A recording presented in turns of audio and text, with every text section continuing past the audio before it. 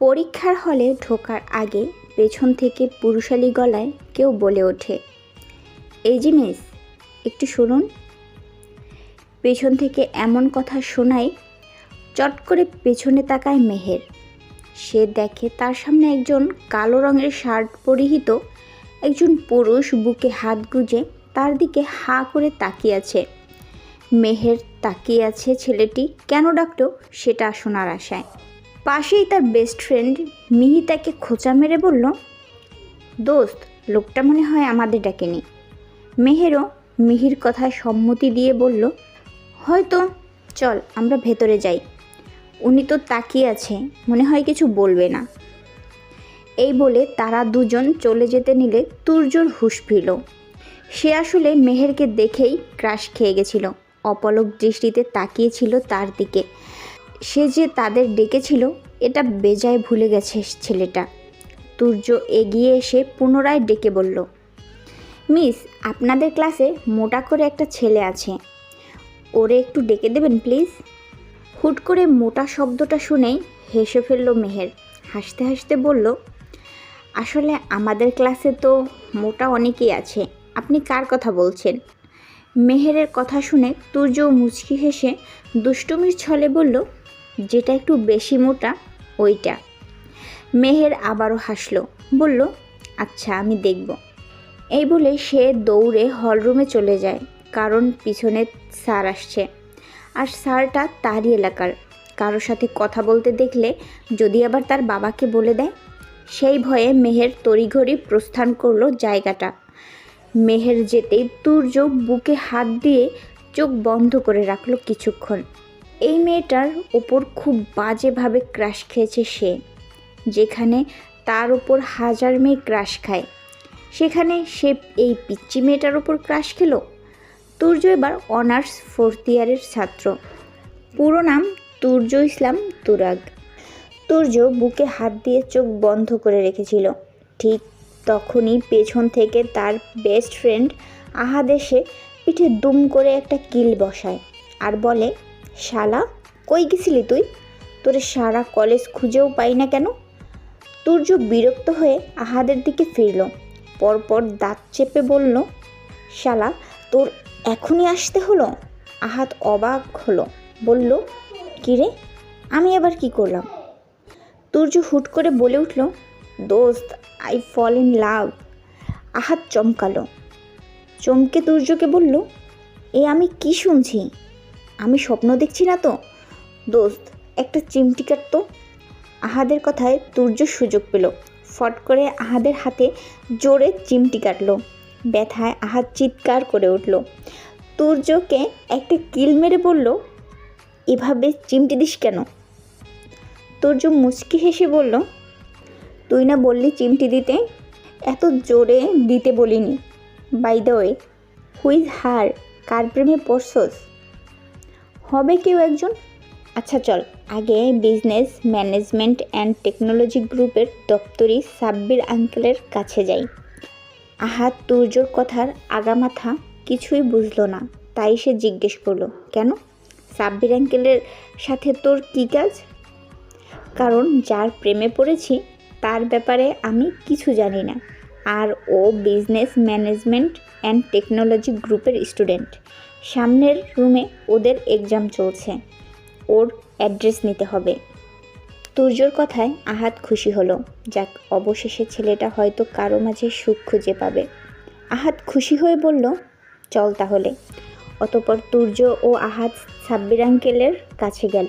গিয়ে ওনাকে ভুলিয়ে ভালিয়ে বিজনেস ম্যানেজমেন্ট অ্যান্ড টেকনোলজি গ্রুপের স্টুডেন্টদের সব ডকুমেন্ট হাতে নিল। একটা একটা করে দেখতে লাগলো। এক পর্যায়ে সে মেহেরের ছবি দেখল। সে ফাইলটা বের করে তার সব ডিটেলস জেনে নিল। পরপর খুশিতে আহাদকে জড়িয়ে ধরে উত্তেজিত হয়ে বলল, দোস্ত, আমি এক অষ্টাদশীর প্রেমে পড়েছি। দেখ, এখানে ওর পুরো নাম লেখা, ইরাম হাসান মেহের। নামটা সুন্দর না? আহাদ হেসে বলল, অবশ্যই সুন্দর, কিন্তু এখন তুই কি করবি সেটা আগামীকাল দেখবি। আপাতত এখন চুপ থাক। আচ্ছা। এই বলে তারা দুজন সাব্বির আঙ্কেলের কাছে ফাইলগুলো দিয়ে চলে আসলো। এক্সাম শেষ করে মাত্র বাড়ি ফিরেছে মেহের। বাসায় এসে বোকরা খুলে সে সোজা ওয়াশরুমে গিয়ে গোসল সেরে বের হলো। বের হতেই দেখল মনিরা সুলতানা তার জন্য খাবার নিয়ে বিছানায় বসে আছে। মেহের মায়ের কাণ্ড দেখে হাসল।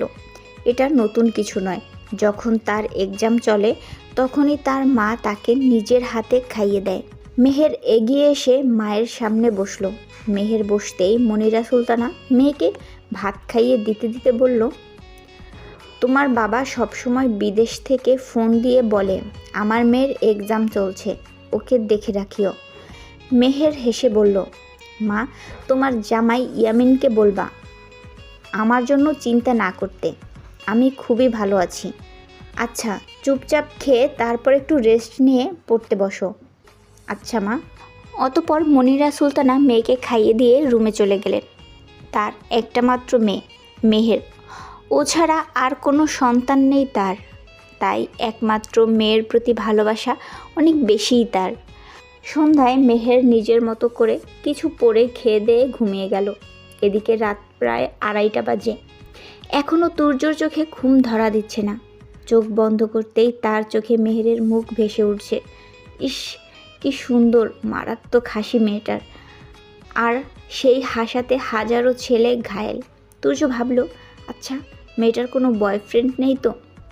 তাহলে তো তুর্য শেষ হয়ে যাবে। আর মনে মনে কল্পনা করে নিল আগামীকাল কী করবে। পরের দিন মেহের ও মিহি কলেজে আসতেই পেছন থেকে তুর্য বলে, এক্সকিউজ মি মিস। এবারেও বরাবরের মতোই পেছনে ফিরে তাকালো মেহের। পিছু ফিরে দেখল গতকালের সেই ছেলেটা বাইকে বসে আছে। তাকে দেখে সৌজন্যতার খাতিরে একটা মুচকি হাসি দিল। আর সেই হাসিতে তুর্য পুনরায় ফিদা। তারপরেও নিজেকে সামলে হাতের ইশারায় ডাকলো মেহেরকে। মেহের অবাক হলো তুর্যর এমন আচরণে। এই লোকটি তাকে ডাকে কেন? আজ আবার কি বলবে? মেহের আশেপাশে তাকালো। একটু দূরেই তার মামাতো ভাই দাঁড়িয়ে আছে। সেও তাদের সাথে হাটহাজারী সরকারি কলেজের অনার্সের 2য় বর্ষের ছাত্র। মামাতো ভাইকে দেখে মেহের ঢুক গিলল। নিজের ভাই নেই তো কি হয়েছে, খালাতো মামাতো ভাই আছে, এক একটা দরজাল। সব কিছুর জবাবদিহিতা করতে হতো তাদের কাছে। এদিকে তুর্য তার দিকে তাকিয়ে আছে, অন্যদিকে মামাতো ভাইও আছে তাদের অপর পাশে। মেহের বুকে সাহস নিয়ে এগিয়ে গেল তুর্যর দিকে। তুর্যর সামনে গিয়ে দাঁড়ালো সে। পাশে তার বেস্ট ফ্রেন্ড মিহিও আছে। মেহের সামনে আসতেই তুর্য বলল, কেমন আছেন মিস মেহের? উফ সরি, মিসেস তুর্য ইসলাম। মেহের অবাক হলো, এই তুর্য ইসলামটা আবার কে? আর তার নামের আগে মিসেস আসলো কেমনে? সে তো অবিবাহিত। পরে ভাবলো তুর্য হয়তো ভুল কাউকে ভেবে তাকে ডাকছে। মেহের মুচকি হেসে তুর্যকে বলল, দেখুন মিস্টার, আপনার কোথাও ভুল হচ্ছে। আমি অবিবাহিত, আর তুর্য নামের কাউকে আমি চিনি না। আপনি হয়তো আমাকে না, অন্য কাউকে খুঁজছেন। তুর্য মুচকি হেসে বলল, আমি আপনাকেই খুঁজছি মেহু। আর তুর্য নামের কাউকে চেনেন না তাই না? তো চিনে রাখুন, আপনার সামনে দাঁড়ানো ছেলেটাই তুর্য ইসলাম।